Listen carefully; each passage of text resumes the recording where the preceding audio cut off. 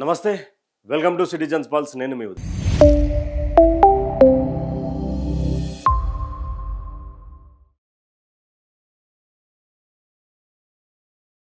తమిళ రాజకీయాలు హీటెక్కుతున్న రాజకీయ పర్వం.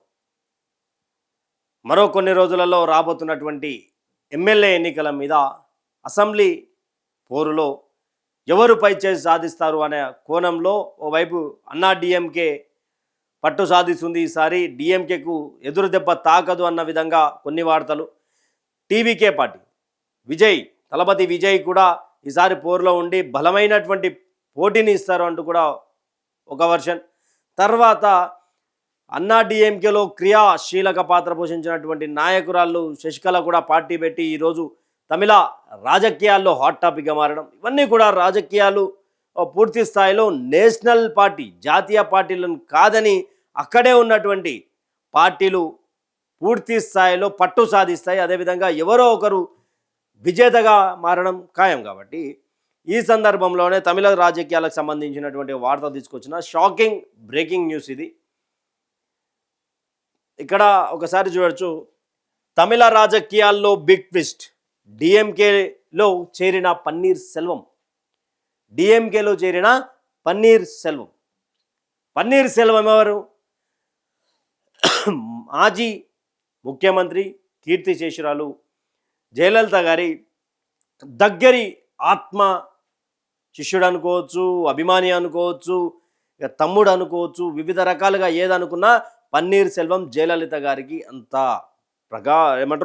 బలమైనటువంటి శక్తి. ఓవైపు శశికళ ఉండే, శశికళ కూడా ఇప్పుడు కొత్త పార్టీ పెట్టడం, అన్నా డిఎంకే పరిస్థితి గజిబిజిగా మారడం, ఇవన్నీ కనిపిస్తూ ఉన్నాయి. పన్నీర్ సెల్వంపై ఒక వార్తా దిశ రాసుకుంటూ వచ్చింది డైనమిక్. తమిళనాడు రాజకీయాల్లో పూర్తి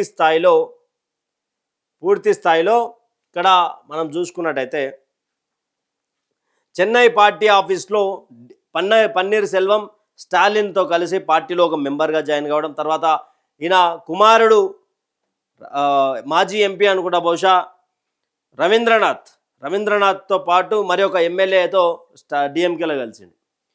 తెలంగాణ రాష్ట్ర రాజకీయాలు వేరు, ఆంధ్ర రాష్ట్ర రాజకీయాలు వేరు, కర్ణాటక వేరు, కేరళ వేరు, దక్షిణాది రాష్ట్రాలలో ఉన్నటువంటి 5 రాష్ట్రాలలో 4 రాష్ట్రాల పరిస్థితి విభిన్నంగా ఉంటుంది.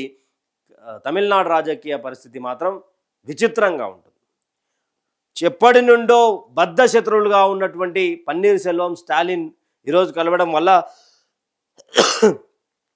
డిఎంకే కొంచెం పాజిటివిటీ సైడ్ పోతుంది. తర్వాత అన్నా డిఎంకేకి కొంత ఏరియా, పన్నీర్ సెల్వంకి సంబంధించినటువంటి ఓట్ బ్యాంక్ ఉన్నటువంటి ఏరియా డిఎంకే వైపు మొగ్గు చూపే అవకాశాలు ఉంటాయి. పన్నీర్ సెల్వం జయలలిత తమిళ అమ్మ జయలలిత పాటు ఎన్నో సంవత్సరాల కృషితో పాటు పూర్తి స్థాయిలో అక్కడ పట్టు సాధించే కోణంలో అన్నా డిఎంకేలో క్రియాశీలక పాత్ర పోషించినటువంటి పన్నీర్ సెల్వం ఈరోజు డిఎంకేతో కలవడంపై అన్నా డిఎంకే కూడా బగ్గుమంటా ఉన్నది. ద్రోహి అని మాట్లాడుతూ ఉన్నారు. ఈరోజు అమ్మకు మోసం చేశావు అంటూ కూడా వాళ్ళ భాషలో వాళ్ళు మాట్లాడుతున్నటువంటి విషయం. ఇక్కడ పన్నీర్ సెల్వం డిఎంకేలో కలవడానికి కారణం ఏంటంటే పళనిస్వామి, ఎవరైతే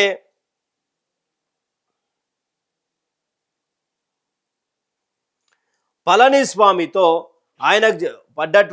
ఆయనకు వచ్చినటువంటి ఆధిపత్య పోరులో ఇక్కడ పన్నీర్ సెల్వాన్ని పార్టీ నుంచి సస్పెండ్ చేయడం, ఆ విషయంలో తర్వాత కొన్నేళ్ళు గ్యాప్ తీసుకొని సడన్ అసెంబ్లీ ఎన్నికల ముందర ఈ యొక్క డిసిషన్ తీసుకోవడం రాష్ట్ర రాజకీయాలను మరియు దేశ రాజకీయాల్లో ఒక కుదుపు కుదేటువంటి వార్త అని చెప్పుకోవచ్చు.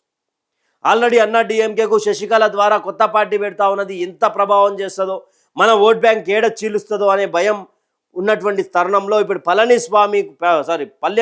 పళనిస్వామి మరియు పన్నీర్ సెల్వం ఆధిపత్యం ఓరులో అన్నా డిఎంకే అనే పార్టీ లేకుండా చేయడానికి స్టాలిన్ వేసినటువంటి గేమ్ ప్లాన్లా కనిపిస్తూ ఉంది అంటూ కూడా చాలామంది రాజకీయ విశ్లేషకులు మాట్లాడుతున్నటువంటి తరుణం. అయితే ఇక్కడ పళనిస్వామి ఎవరైతే ఇప్పుడున్నటువంటి ఓపీఎస్ ఉన్నారో ఇక్కడ పన్నీర్ సెల్వం మధ్య పూర్తిగా అంటే నువ్వా నేనా, జయలలిత చనిపోయిన తర్వాత పార్టీ ఒకరి చేతులు లేకుండా పోయింది, క్రమశిక్షణ లేదు అనేది రాజకీయ విశ్లేషకులు క్లియర్గా చెప్పుకుంటూనే వస్తున్నారు. జయలలిత ఉన్నప్పుడు దాని పార్టీకి సంబంధించినటువంటి ఒక సింగిల్ హ్యాండెడ్గా ఆమె రాష్ట్ర రాజకీయాలు లేని పార్టీని అధికారంలోకి తీసుకొచ్చి ఈరోజు అన్నా డిఎంకే ఒక స్టాండర్డ్ నిలబెట్టినటువంటి తరుణంలో ఆమె మరణం తర్వాత పూర్తి స్థాయిలో పార్టీ విచ్ఛిన్నం అయిపోయింది, పార్టీ చిన్నాభిన్నం అయిపోయింది అంటూ కూడా మాట్లాడుతున్నారు. తమిళులు పూర్తి స్థాయిలో ఇప్పుడు పన్నీర్ సెల్వానికి సంబంధించినటువంటి ఓట్ బ్యాంక్ కూడా డిఎంకేకి కలిసి వచ్చే అవకాశం. తర్వాత ఇప్పుడు క్రియాశీలకమైనటువంటి అసెంబ్లీ ఎన్నికల్లో 4 పోరు ఉంటుంది. ఇట్లా DMK, AIADMK, TVK, Sasikala party. Sasikala party ఎంత ప్రభావం చూపిస్తుంది? ఇక్కడ ఒక పార్టీ నుండి 2 విధాలుగా paneer Selvam plus Sasikala vote bank వల్ల ఇక్కడ డిఎంకే కలిసి వచ్చే అవకాశం ఉంటుంది. ఇవన్నీ కూడా ఏఐడిఎంకే ఎలా తీసుకుంటుంది? అసలు అసెంబ్లీలో ప్రతిపక్షం అనేది లేకుండా చేయడానికే స్టాలిన్ వేసినటువంటి పన్నాగం, స్టాలిన్ వేసినటువంటి ఒక గాలంలో ఏఐడిఎంకే ఇరుక్కున్నది అనేది క్లియర్గా అర్థమవుతుంది అంటూ కూడా తమిళ రాజకీయ విశ్లేషకులు, జాతీయ రాజకీయ విశ్లేషకులు మాట్లాడుతున్నారు. గతంలో ఎన్నోసార్లు వీళ్ళిద్దరూ పరస్పర మాటల దాడి చేసుకున్నటువంటి పర్వం.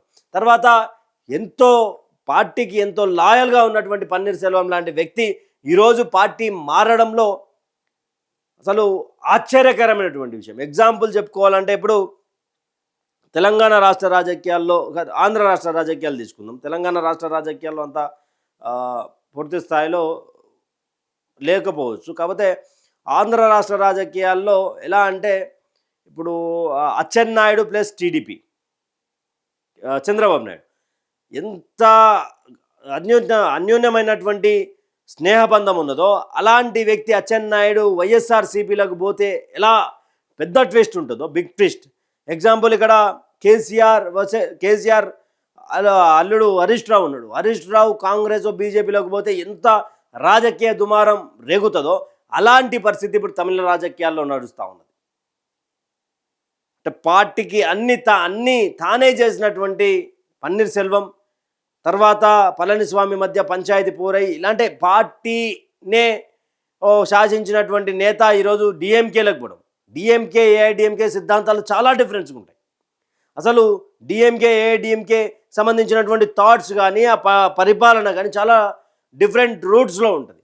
అలాంటి పార్టీలోకి ఎప్పటి నుండో ఏఐడిఎంకేలో ఉన్నటువంటి పన్నీర్ సెల్వం పార్టీ మారడం మీద చాలా వరకు చాలా ప్రశ్నలు ఉత్పన్నమవుతా ఉన్నాయి. ఈ యొక్క రాజకీయ పోరులో పన్నీర్ సెల్వం కరెక్ట్ చేశారనుకుంటే కామెంట్ చేయండి. తప్పు చేసిన తప్పు అనేది కూడా అనుకుంటే, అంటే తమిళులు ఎలాంటి రాజకీయ నడుస్తుందో మీకు తెలుసు.